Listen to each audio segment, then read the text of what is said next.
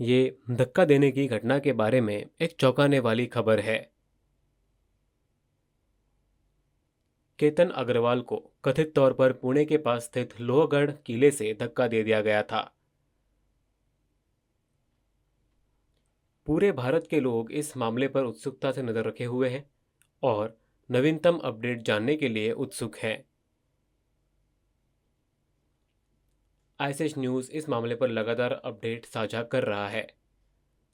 जैसा कि पहले बताया गया था, इस हत्या की योजना चेतन और सिया ने पहले से ही बना ली थी और वे पहले ही किले का दौरा भी कर चुके थे।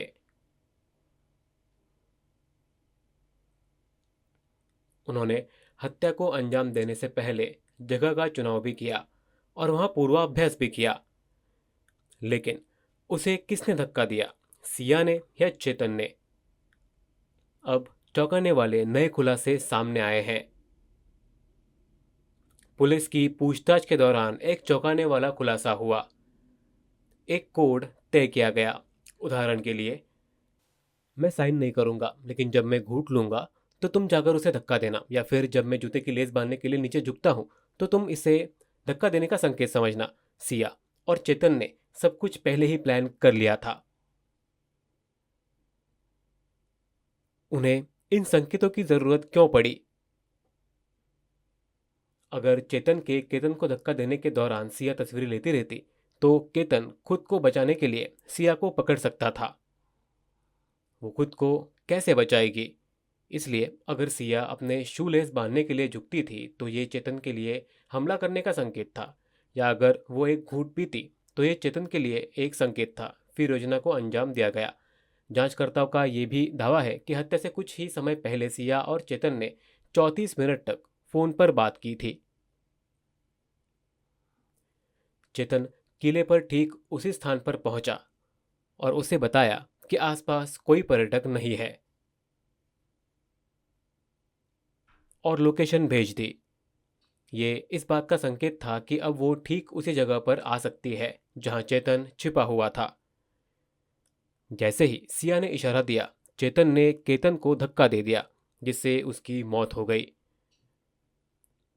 18 जून को केतन अपने घर से निकला और पुणे मुंबई हाईवे पर किवाले पुल से सिया को साथ ले आया। इसके बाद दंपत्ति लोहगढ़ किले के लिए रवाना हुई। दोपहर करीब 12 बजे चेतन चुपके से हुडी पहने हुए किले की ओर चल पड़ा। पुलिस की जांच के अनुसार दोपहर करीब 2 बजे सीसीटीवी कैमरों में उसे केतन और सिया का पीछा करते हुए कैद किया गया। पुलिस के अनुसार दोपहर करीब 2:30 बजे सिया ने बैठकर पूर्व निर्धारित संकेत दिया। इसके बाद चेतन छिपने की जगह से बाहर आया और केतन को लगभग 400 फीट नीचे खाई में धकेल दिया। घटना के बाद सिया ने केतन की मां को फोन किया और दावा किया कि केतन गलती से खाई में गिर गया था।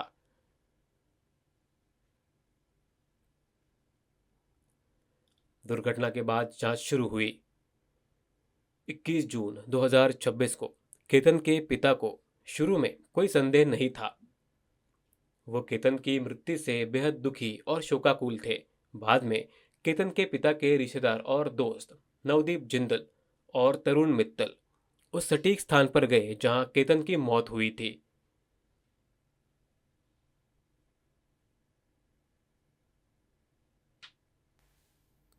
उनका मानना था कि वो उस स्थान से गिर या फिसल नहीं सकता था, खासकर 33 डिग्री के मौसम में। अगर सतह पर कीचड़ होता तो गिरने की संभावना हो सकती थी, लेकिन जमीन खुरदरी और समतल थी। उन्होंने कहा कि यह दृश्य किसी आकस्मिक गिरने से मेल नहीं खाता।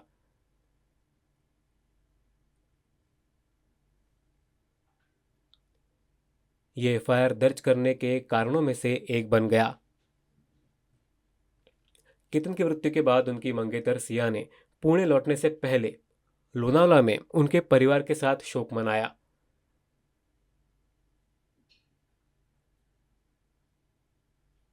परिवार सिया से बात करना चाहता था और साथ मिलकर केतन के निधन पर शोक व्यक्त करना चाहता था। उन्होंने दिन भर में कई बार उसे फ़ोन किया, लेकिन उसका फ़ोन लगातार व्यस्त आ रहा था। उसने कभी उनके फ़ोन का जवाब नहीं किया। क्या वो व्यस्त थी या उसे परवाह नहीं थी? पुलिस केतन के गुम हुए पासपोर्ट की भी जांच कर रही है और सिया और चेतन से पूछताछ कर रही है।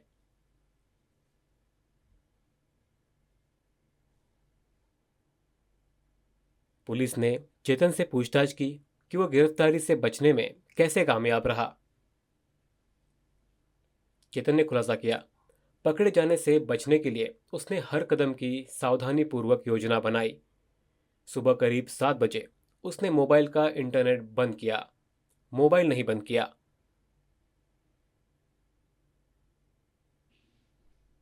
सुबह करीब 8 बजे वो अपना निजी फ़ोन अपनी दुकान पर ही छोड़ आया था। उसने अपने कर्मचारियों को निर्देश दिया कि वे आने वाले सभी कॉलों का जवाब दें, ताकि लोगों को ये विश्वास हो जाए कि उन्होंने कभी काम नहीं छोड़ा था। जब भी उसे सिया से बात करनी होती थी, वो अपने एक कर्मचारी का फ़ोन अपने साथ रखता था। उन्होंने टोल प्लाजा और सीसीटीवी कैमरे से बचने के लिए कार की बजाय स्कूटर से यात्रा की। तापमान लगभग 33 डिग्री सेल्सियस होने के बावजूद उसने हुडी पहनी हुई थी। ये पुलिस के लिए सबसे महत्वपूर्ण सुरागों में से एक बन गया।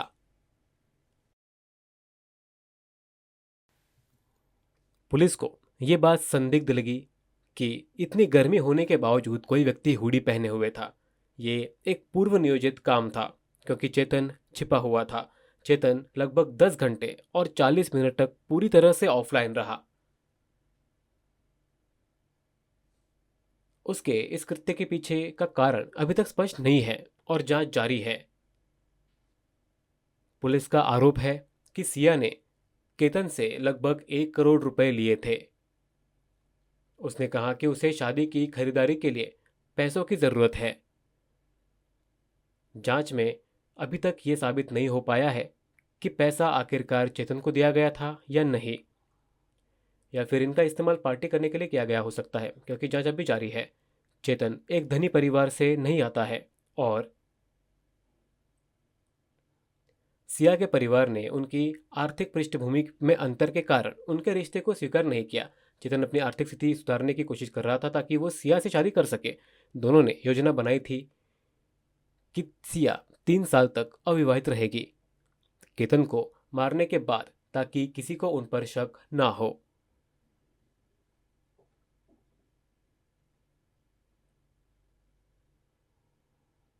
जब पर्याप्त समय बीत जाएगा और चेतन आर्थिक रूप से सुरक्षित हो जाएगा, इसके बाद सिया अपने परिवार को चेतन से शादी करने के लिए मनाने की कोशिश करेगी। उन्हें बताएगी कि वो अब आर्थिक रूप से स्थिर हो गया है। इस बीच 10 करोड़ रुपए का कानूनी विवाद चल रहा है। क्यों? वकील आशुतोष श्रीवास्तव का दावा है कि सिया ने उन्हें नियुक्त किया था और उन्होंने वकालतनामा पर हस्ताक्षर किए, जिसमें उन्हें उनका प्रतिनिधित्व करने के लिए नियुक्त किया गया था। हालांकि सिया के भाई साहिल गोयल ने इस बात से इनकार किया और कहा कि वकील विपुल दुशिंग उनका प्रतिनिधित्व करेंगे। सिया ने जज को बताया कि विपुल दुशिंग ही उसके वकील हैं। इस स्थिति से आशुतोष श्रीवास्तव क्रोधित हो गए। उन्होंने कहा कि ये दावा निराधार है और केवल उनकी प्रतिष्ठा को नुकसान पहुंचाने के लिए किया गया है। बाद में उन्होंने साहिल गोयल को 10 करोड़ रुपए का मानहानि का नोटिस भेजा। उन्होंने आरोप लगाया कि साहिल ने उनकी पेशेवर प्रतिष्ठा को नुकसान पहुंचाया है। सिया अपने समझौते से मुकर गई और बाद में उसने सार्वजनिक रूप से कहा कि उसने आशुतोष के बजाय विपुल को चुना था। उन्होंने सार्वजनिक माफी और मुआवजे के तौर पर 10 करोड़ रुपए की मांग की।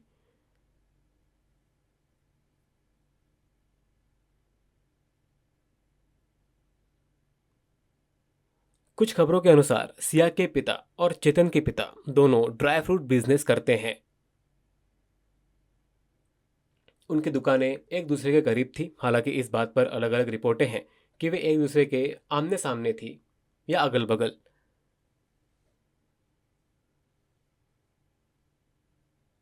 कॉलेज के दौरान क्रिकेट खेलते समय चेतन और साहिल की दोस्ती हो गई थी। साहिल के जरिए उसकी मुलाकात सिया से हुई और धीरे धीरे दोनों करीब आ गए। चेतन के दोस्तों के अनुसार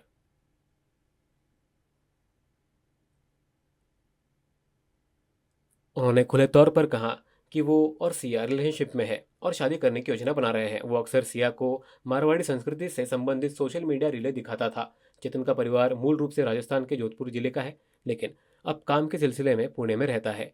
चेतन के दोस्तों के अनुसार शादी के बाद दंपत्ति उदयपुर या जोधपुर में बसने की योजना बना रहे थे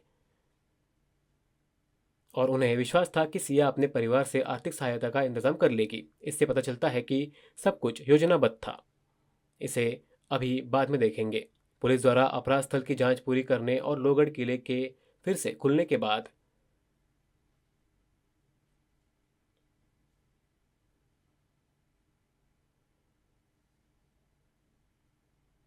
लोहगढ़ किले में पर्यटकों की संख्या और भी अधिक बढ़ने लगी। अधिकारियों का कहना है कि छुट्टियों के दौरान आने वाले पर्यटकों की संख्या लगभग 1,000 से बढ़कर 1,500 हो चुकी है। सप्ताह के दिनों में आने वाले विजिटर्स की संख्या भी लगभग 400 से बढ़कर 600 से अधिक हो गई है। अब कई लोग उस स्थान पर अब कई लोग उस स्थान को देखने के लिए किले का दौरा कर रहे हैं जहां केतन अग्रवाल को खाई में धकेल दिया गया था। ये एक गंभीर चिंता का विषय है और जांच अब भी जारी है। सिया सीधे मना भी कर सकती थी। एक चौंकाने वाला तथ्य यह है कि एसएस न्यूज ने पहले ही रिपोर्ट किया था कि केतन के सिर के ऊपरी हिस्से में बाल झड़ने की बात जानकर सिया नाखुश थी। हालांकि केतन के परिवार का दावा है कि सिया को पहले से ही उसके सिर पर गंजेपन के बारे में पता था। एक और बात थी कि जिसने पुलिस को चौंका दिया। सिया ने कहा कि केतन के हकलाने से उसे असहजता होती है,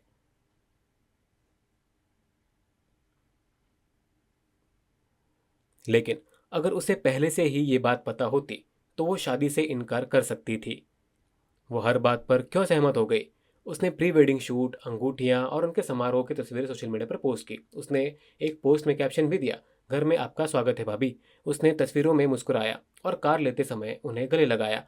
बाद में वो केतन की मौत में शामिल पाई गई। ऐसी घटनाओं से परिवार सदमे में आ जाता है। अब कई परिवार शादी तय करने से पहले 2 बार सोचते हैं। पहले परिवार अक्सर जल्दी शादी कर लेते थे, आज वे कहीं अधिक सतर्क हैं। ये एक गंभीर मामला है।